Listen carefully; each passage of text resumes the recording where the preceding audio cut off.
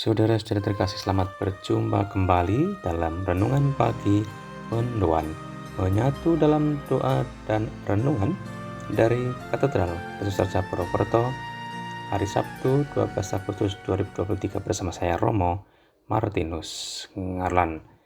Saudara terkasih, bacaan sabda hari ini diambil dari Injil Matius bab 17, 14 sampai dengan 20. Dalam nama Bapa dan Putra dan Roh Kudus, amin. Tuhan bersamamu dan bersama rohmu. Inilah Injil suci menurut Matius. Dimuliakanlah Tuhan. Sekali peristiwa, datanglah seorang mendapatkan Yesus dan menyembah, katanya, "Tuhan, kasihanilah anakku. Ia sakit ayan dan sangat menderita. Ia sering jatuh ke dalam api dan juga sering ke dalam air. Aku sudah membawanya kepada murid-muridmu, tetapi mereka tidak dapat menyembuhkannya." Maka kata Yesus, "Hai kalian angkatan yang tidak percaya dan sesat, berapa lama lagi aku harus tinggal di antara kalian? Berapa lama lagi aku harus sabar terhadap kalian? Bawalah anak itu kemari." Dengan keras Yesus menegur roh jahat itu, lalu keluarlah ia daripadanya, dan anak itu sembuh seketika itu juga. Kemudian ketika mereka sendirian, para murid menghampiri Yesus dan bertanya, "Mengapa kami tidak dapat mengusir setan itu?" Yesus menjawab, "Karena kalian kurang percaya. Sebab aku berkata kepadamu, sungguh sekiranya kalian mempunyai iman sebesar biji sesawi saja, kalian dapat berkata kepada gunung ini, 'Pindahlah dari sini ke sana,' maka gunung ini akan pindah dan tiada yang mustahil bagimu." Demikianlah sabda Tuhan. Terpujilah Kristus.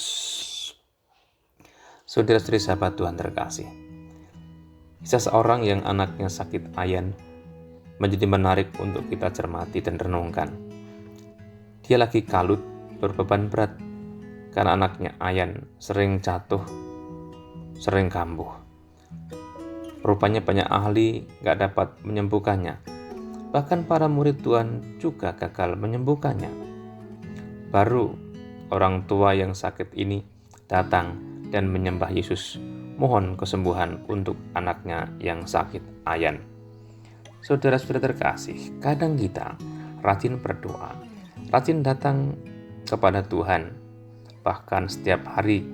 Namun manakala kita lagi butuh, lagi ada masalah, lagi kalut, lagi sedih, lagi stres, pertanyaannya adalah, apakah kita juga rajin berdoa, rajin ke gereja, rajin sembahyang, datang pada Tuhan ketika hidup kita biasa saja, mengalir lancar, sehat-sehat, bahagia? Adakah kita datang kepada Tuhan dalam situasi seperti itu?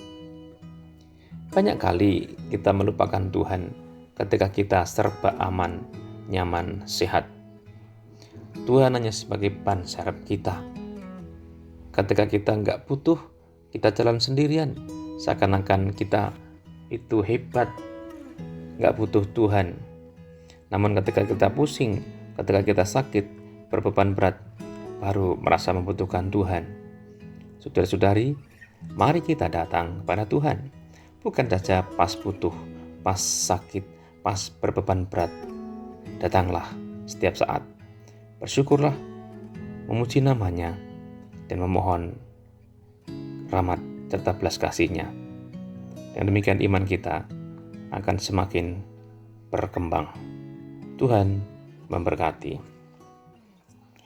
Allah Bapa yang penuh kasih, berkati kami agar kami datang kepadamu tidak hanya ketika kami butuh, ketika kami sedih, menangis, berbeban berat, ketika kami sakit, tetapi pada suatu saat dan setiap saat bahkan kami pun bisa datang kepadamu untuk bersyukur, memuji namamu, dan juga memohon sesuatu untuk kebutuhan kami dan dunia.